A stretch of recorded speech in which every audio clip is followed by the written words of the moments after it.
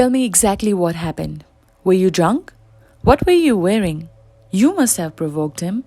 And yes, why now, after so many years? She was bombarded with all these questions while they judged her for her innocence. And then she starts developing thoughts that any other woman would.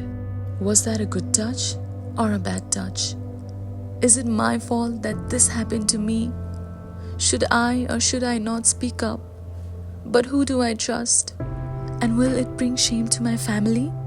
According to the Women's Rehabilitation Center, crimes against women, rapes, and sexual exploitations are alarmingly on the rise. A total of 17,790 women and girls were raped in the last 10 years, and it has been found that cases of rape have been increasing every year by 20%. And these are just the cases that grabbed attention. And apart from that, there are minority communities of people with intellectual disabilities who are sexually assaulted at a rate 7 times higher than those without disabilities.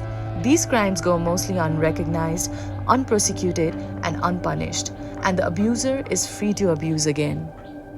The effects of sexual violence and misconduct can include both the initial physical trauma as well as deep psychological trauma in women's health. The most common and lasting effects of rape involve mental health concerns and diminished social confidence. On the other hand, the physical health impact includes,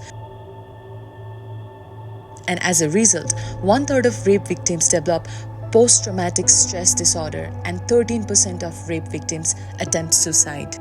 We need to understand that these victims could be around our workplace, educational institutions, in our community, or even in the family itself.